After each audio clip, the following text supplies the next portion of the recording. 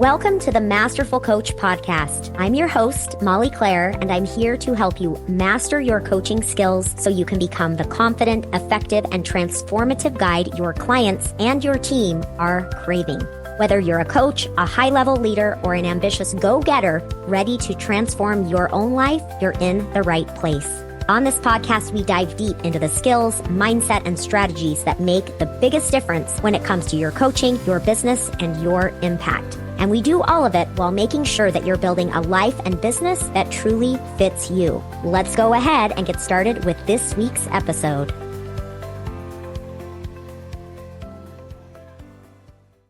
Hello, coaches. Welcome to our conversation today.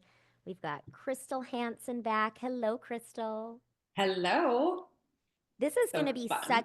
it is so fun. This is going to be such a great conversation. So this is true. When Crystal and I first popped on Zoom, we both simultaneously had this flashback like 5 years ago, right? Of Uh-huh. when Crystal, when you were first training to become a coach and I was your instructor. And it was the most bizarre moment. Here we are 5 years later, so much life. Yes. So crazy. It is so crazy. But this is going to be such a fun conversation. So, those of you listening, Crystal is a relationship coach. She is phenomenal at what she does. She has extensive training, since that time of certifying. Crystal and I worked together. She was in a program with my sister and I, and then she's done a program with my sister who specializes in relationship work. So, Crystal is well trained and just phenomenal at what she does. And what we're talking about specifically on the podcast today is we're talking about a thought work approach to coaching or working with mindset. And we're talking about what is beyond that. What is alongside that? What is the way that we use that work that is actually effective? So that's what we're going to be talking about today. And I want to make sure that you all know that at the time this is airing on March 5th, this next Monday, the 10th, there is a live interactive style webinar where I am teaching some things specifically about advanced mindset work, what is beyond thought work. So this really today is going to be a great conversation that Crystal and I are having, and you're going to gain so much from it. And if you want more teachings along this, go to my website, mollyclaire.com, and you can register for the webinar because it's going to be just phenomenal. So let's get started, Crystal. Let's talk. Let's talk. Well, first of all, thank you for all the kind words. And I can attest that everything that you do is amazing because, like you said, I've been with you forever. So, It's, being that's one of the things I love about coaching for ourselves, right? Is that it's almost like, okay, we have this obligation to keep learning and growing because we have to for our clients, but thank goodness, right? Because we receive the benefits of always learning and growing. yes, yes. My favorite continuing education ever. Yeah. Yes. Okay, so Crystal, we both started out with a mindset approach, right? I found the thought work, the thought model, went all in on it, of course, trained you in that. And, I know both of us have definitely expanded beyond that. And I think it's important to recognize that thought work and mindset work is so important and so impactful, and there are times when it doesn't work. And and I'm going to say even more often than that, there are times that it's absolutely fantastic when used with a more integrative approach where we're understanding more about mind, body, nervous system, emotions, all of that. Um, Crystal, I know you tell us about how you first came to mindset work. I was in a very high pressure job. I was a part owner in a property management company. I had done real estate forever. I had done several startups with my husband. So I was constantly on call. And I remember finding a Mhm. podcast that was like, how to say no and how to find more time, or how to, like, I was constantly looking for something that was going to make my life easier. So I was Yeah. introduced to this whole mindset work thing, and I'm like, oh, this is great, this gives me control and this gives me some power, gives me my power back, which felt so good. Yes. But what I noticed as I kept going down that path is, oh, this doesn't work for everything. This is actually Right. like this is actually swinging the pendulum to another way in so many other aspects of my life. So I was creating a problem in other areas. And so I'm like, Mm. there's got to be a better fix here because therapy doesn't work and this like just thought work doesn't work either. So we got to figure something else out. Yeah. Yeah, I mean, and I had a podcast episode specifically on how a thought work only approach is detrimental, right? So I definitely, those Yeah, of you listening, I definitely recommend you go listen to that because there can be a pretty dark side to going all in on believing everything is about thoughts. You always have a decision in how you think, no matter what. It's kind of like, okay, and there's a little bit more to the picture than that because we also have a nervous system and there are many things that happen automatically, immediately, all of that. Um, so yeah, Crystal, I know I can say for me that same thing when I found this this thought work model, right? And at the time it was the LCS model, the CTFAR, it had such a fantastic impact for sure. And it was very life changing. I can honestly say that, right? absolutely. And and then I think what the big problem is when we really do believe it's the end all be all and we think it's everything and we start to have these absolute viewpoints about it. Right? I know that's Yes, where I got into absolutely. trouble with it because what that means is then it's like it's almost like we get caught up in this idea that we now have I'm using this to the extreme but right? But Yeah. 100% of the time we get to choose exactly what we're thinking. And we can control every thought. And if we can control every thought, then we can control every emotion. And that, therefore, this is where our brain goes, right? Negative thoughts are bad and wrong, and I shouldn't do that. And Yep. negative feelings are my fault, and so I better fix this. And so I Yes. think it's interesting how it can turn into something where the purpose and the intention or I guess I'll say the power in understanding the mind is acknowledging the ways that we can um, have a more expansive view, the ways in which we can be in that place of having more power within the situation in our lives. And yet when we go to this extreme place in our mind, it feels like the opposite, right?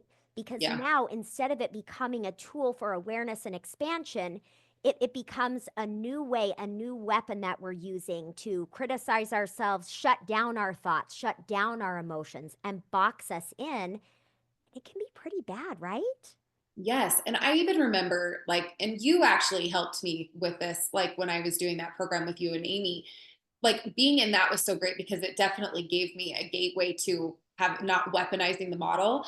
But Right. I think that when we have this whole idea that emotions, like a negative emotion is the worst thing that you're going to experience. That's kind of where it teed up for me because I was like, okay, the worst thing that's going to happen, I'm going to feel a negative emotion. But we know now, like all this training, all this education, it's actually a lot worse than that. It's actually a lot deeper. Unprocessed emotion is stored in the body. It causes health issues. It like disintegrates relationships. It like gets in the way of our ability to show up in a daily setting. So looking at it from that point, like even situations like that where it's like we're going to minimize emotion and the effect that they have on us is That's right. really damaging, really damaging. That's right. I think that's it, right? Thinking about that. And for those of you listening too, I mean, think about that. How often do we regularly minimize or dismiss our own emotions or those of others? Right. And the way, and this is kind of stepping a sidestep from the thought model or mindset work, right? But how often in the world is it like, oh, I'm just being so emotional. They're just emotional, right? We talk about it like that. But our emotions are so important. We need to pay Mhm. attention to them. We need to attend to them. And to your point, more and more research is showing how emotions in the body will cause illness, will cause pain, guaranteed. And if we think for 1 second that our emotions are just some annoyance in our life that we need to switch with a thought, we're dead wrong. Yes, we are. And it, for you and I know especially, we've talked about this many of times. We are dead wrong and flat out in bed for who knows how long because Oh my then gosh. then our bodies are paying for it. I know. I know. Well, and one of my favorite books that I, talk about all the time, and every time I bring it up, I'm like, and by the way, if the author of this book is listening, I want you on my podcast. Seriously. Um, Jonas Webb, and it's overcoming your, no, running on empty, overcoming your emotional childhood neglect. And when I found this book and started reading and understanding the effect on, and keep in mind, like, this book is referring to people and, with situations where there was just repeated pretty intense emotional neglect for a variety of reasons. But the reality of the situation is that every one of us have experienced many, many times when our emotional needs were not met. And I think, at a cultural level, there is this message of stop feeling that way, stop crying, right? Be more logical, and we treat we don't give emotions enough respect and space. And one of the things that she highlights in the book is how when we look at human beings, right, our emotions that developed long before our ability to think. And so it's like that is more a part of us than our thoughts.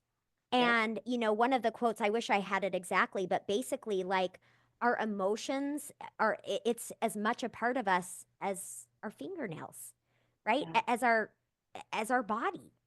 Yep. And we don't often realize that. Absolutely not. We definitely don't. Yeah. So, this idea that, well, whenever we're experiencing anything, like, what is your mindset and how do we fix that mindset to make this better or make it go away?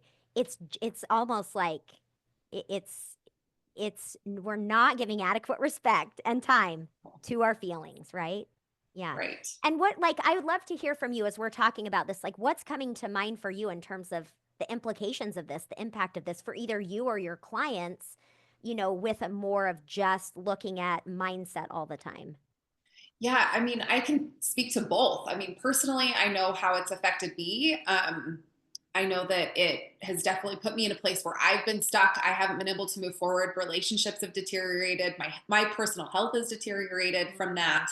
Um, that being said, I also see this is where I see couples get stuck all the time because that black and white thinking it separates. It kind of puts you both on an island where it's like, well, you manage your mind and I'll manage my mind, and then somehow we're going to magically figure out how we're going to have connection. Like it just doesn't Right. work that way. Like, and Right. especially couples are a little different too because it's the only relationship that you have that is like it. I know, right? I There's no know. other relationship like that. So it is Yeah. definitely a hybrid, which led me to doing so much extra training just because of that. I mean, couples work is very different. There's no other relationship like that. Yeah, absolutely. It's so true. And as you're talking about it, I'm thinking how, um, as we take a look at let me back up because we're kind of talking about we can't just do thought work alone. There's so much more to it, right? Yes. And let's talk about the ways that we use mindset work and awareness of thought patterns in really beneficial ways, right? When Yeah. we can understand the bigger picture of how things work in the human mind. Yeah, for sure. Well, I still think that is such a foundational piece. And I always speak to it as it's a tool of many, right? There's That's many right. tools to healing. This like more mindset model is definitely one tool of many. I think it's one of the important ones because Yes. it really is the quickest way to awareness. Like we can get aware, we can get self-aware, we can start owning our part in things, start self-confronting. It's a really great way to do that. I also like it too because nobody wants to feel miserable for a long time. Or if somebody doesn't understand why they're doing something, it's a Mhm. really good way that it's like, okay, if we're not just fixing it, if it can't Mhm. just fix, there's something underneath. So it's a really good, Mhm. like, big flashing light of like, hey, there's some work here. And then we can kind of dive in and see if this is going to be what type of approach we have to go into to Mhm. start getting results. So Yeah. it's a blessing in the sense of awareness and it helps with all of those things, but it can also lead us to healing and Yeah. and Yeah. it Yeah. depends on what path. Yeah, totally. And, one of the things, and I'm going to talk more about this, of course, on the live webinar that's coming up next week. Um, but when I'm training my master coaches, the approach we take is we understand where and how mindset can be the perfect entry point for someone, because sometimes it can, and sometimes mindset alone can be enough, right? Where we can help someone change the framework of something and it's magic. Um, but that's only going to work if there aren't some emotions underneath that first need to be attended to, right? And so Absolutely. this is where we learn about mindset. We learn when is it the entry point, and then we also learn about what about emotions? What are the indications that the client is having an emotion come up that actually just needs to be paid attention to immediately, right? This is what we often refer to as the bottom up model, right? So the top down model is like, Mhm. okay, what are the thoughts that are creating feelings and driving all of this? And then the bottom up is saying we start with the body and emotions, right? And Yeah. so I think as coaches, when we can, you know, get the education to learn to differentiate and see with our client, right? Okay, this client, we really just need to look at some mindset, or that's the entry point, right? This client, okay, they're having a lot of activation here. We need to be with the emotions, or we need to do a technique to actually make sure that their nervous system is regulated in this Yep. moment, right? And other times also, I think that some of the I always think about it as like different entry points for different clients, right? And so sometimes we can have a client where, I'll give you an example. So one of my clients, very early on, she was an action taker. She just wanted to take action, right? And at the time I was primarily focused on thought work.